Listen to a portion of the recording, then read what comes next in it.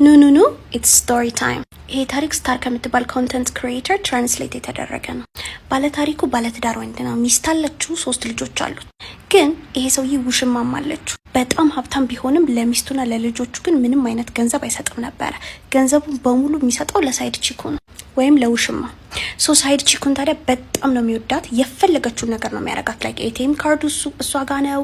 የጠየቀችውን ገንዘብ ይሰጣታል። የጠየቀችውን ነገር በሙሉ ያደርግላታል። ውድም ይሁን ምንም ዋጋ ይሁን ማለት ነው። በተቃራኒው ግን ሚስቱ ትንሽ የስቶር ከፍታ እየሸጠች ልጆቿን ታበላ ታጠጣ ነበረ። ትምህርት ቤት ትልክ ነበር።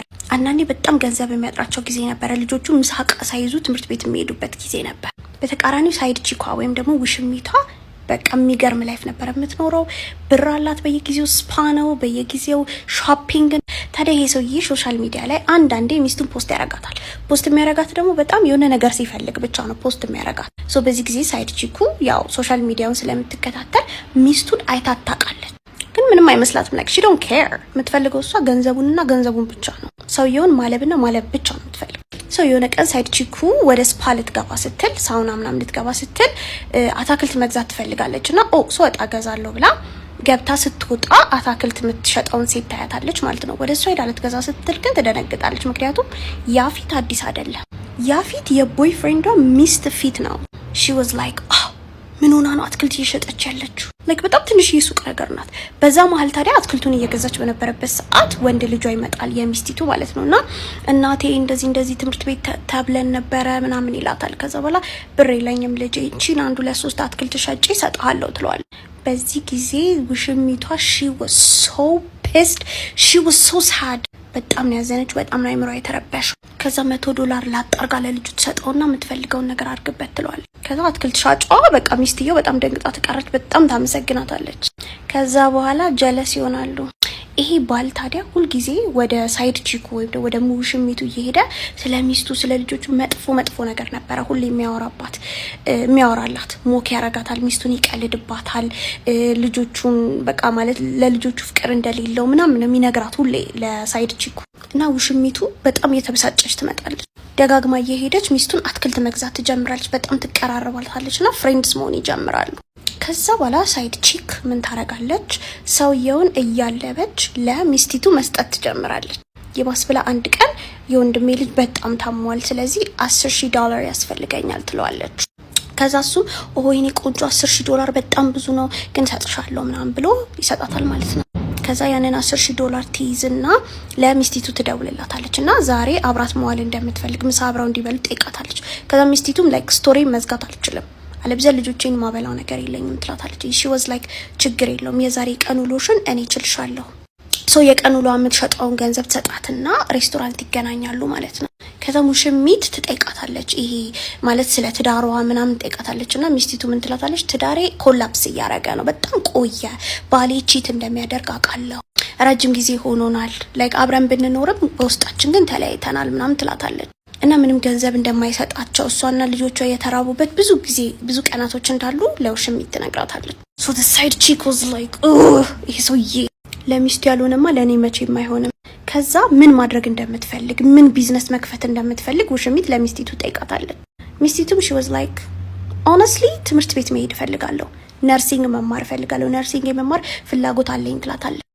ማይንድ ዩ ሚስቲቱ ማለት ነው መኪና መንዳት አትችልም፣ ትምህርት ቤት አይልካትም፣ ማለት በቃ ስራ እንድትሰራ ራሱ አይፈልግም። በግድ ነው አትክልቶቹን ራሱ የምትሸጠው ቢካዝ ብር አይሰጣትም ሰውዬው። በቂ ብር ስለማይሰጣት እየሰራች ልጆቿን ማስተዳደር ነበረባት። ከዛ በኋላ ውሽሚት ምን ትላታለች? ተማሪ ቤስት የተባለ ትምህርት ቤት አለ፣ እዛ ሄደሽ ተማሪ ትላታለች። ግን በጣም ትምህርት ቤቱ ኤክስፔንሲቭ ነው። ግን ውሽሚት she was like ችግር የለም እኔ እችልሻለሁኝ ተማሪ። ከዛ ሚስት she was like እንዴት ነው እቺ ሴት በጣም ናይስ በጣም በቃ ጥሩ እየሆነችልኝ ያለችው ትላለች። ግን በቃ ጓደኛዬ ስለሆነች ነው እግዚአብሔር የሰጠኝ ሰው ናት ምናምን ብላ ነገሩን ሳታከር ታልፏለች ማለት ነው። ገንዘብ ከየት አመጣሽ ቢለኝ ምን አደርጋለሁ ብላ ትጠይቃታለች ሚስቲቱ። she's like government fund አድርጎ ነው like እኔ አላወጣሁም ብለሽ ንገሪው ችግር የለውም ትላታለች። ነርሲንግ ስኩል ትጀምራለች። she started killing it። ባልየው ወደ ሳይድ ቺኩ ይሄድና ይገርምሻል ሚስቴ እኮ ትምህርት ጀመረች ምናምን እያለ ተሳለቀባት። and the side chick was like አረባከው ይገርማል። so side chick ሚስቲቱን ስታያት በጣም ደስ አላትና she was motivated more እሷን በደንብ ለማገዝ። ሚስቲቱ ስትለወጥ ባየቻት ቁጥር ሳይድ ቺክ ማለት ነው በደንብ እሷን መርዳት በቃ ሞቲቬትድ እየሆነች መጣች። ሰውየው ማለብ ቀጠለች፣ ማለብና ማለብ።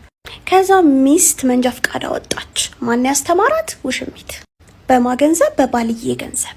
ከዛ የሆነ ቀን ምን ይፈጠራል? ለባልም ለሚስትም ሙቹዋል የሆነ ጓደኛቸው ቀለበት ሊያስር ነበርና ምን ይለዋል ለጓደኛው? ባልየው ጓደኛው ነው። ሶ አንተና ሚስት ፕሮግራሙ ላይ እንድትገኙልኝ ፈልጋለሁ በዋናነት፣ ስለዚህ ከሚስት ጋር በዚህ ሰዓት ኑ ብሎ ይጠራዋል። ከዛ ጓደኛው ሂዝ ላይክ ኦ እሷ እኮ ቢዚ ናት፣ እኔ ባይሆን እመጣለሁ፣ እሷ አትችልም ምናምን ይለዋል። ከዛ ጋይዝ ላይክ ነው ሁለታችሁንም ነው የምፈልገው። ሶ ቤት ይገባና ግብዣ አለ ምናምን ነገር መምጣት ከፈለግሽ ካልፈለግ ችግር የለውም ምናምን እያለ እየተመነቃቀረ ይጠይቃታል። ከዛ ሚስቲቱ ሺ ዋዝ ላይክ እሄዳለሁ ፈልጋለሁ መምጣት፣ ግን ምን ትለዋለች? ስራ ስላለኝ ይዛ ቀን አንተ ሂድና እኔ እመጣለሁ ትለዋለች ማለት ነው። ሶ ሂ ዋዝ ላይክ ኦኬ ቦታውን ታውቂዋለሽ፣ ሶ መምጣት ትችያለሽ። ሶ የዛ ቀን ሚስትና ውሽሚት ምንድነው ያቀዱት? ሚስትን ሾፒንግ ይዛ ሄዳ ፏ ልታረጋት ማለት ነው።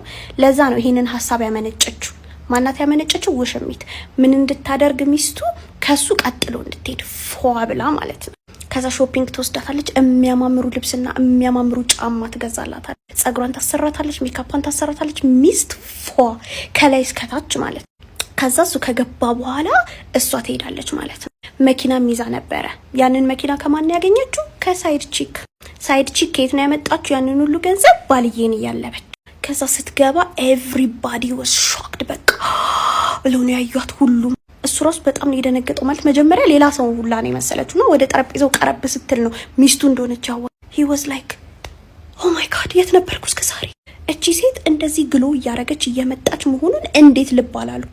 ሰውየው የመናደድም የጸጸትም ስሜት ነው የተሰማው። ከዛ ፕሮግራሙ ሲያልቅ ሚስት ቀጭቋ እያለች መኪናዋ ውስጥ ገብታ ትሄዳለች። he was stunned። መኪና እየነዳች ነው። ላይክ መቼ ነው መንጃ ፈቃድ ያወጣችሁ? አፍንጫዬ ስር ይሁሉ እየተደረገ ምን የት ነበርኩ እኔ? ሚስቴ መቼ ነው እንደዚህ ተቀየረች? he was shocked። ታዲያ ይሄን ሁሉ ነገር ሲያደርጉ ውሽሚት ለሚስቲቱ እኔና አንቺ ጓደኛሞች እንደሆንን ባልየው እንዳያቅ ትላታለች ማለት ነው። ምክንያቱም ካወቀ ሊለያየን ይሞክራል፣ እኔ ደግሞ ጓደኝነታችንን ላጣ አልፈልግም ትላታለች። ያው እሷ ከሰውየው ጋር ያላትን ግንኙነት ሚስቲቱ እንዳታቅ ማለት ነው። ለፓርት 2 ላይክ አድርጉ።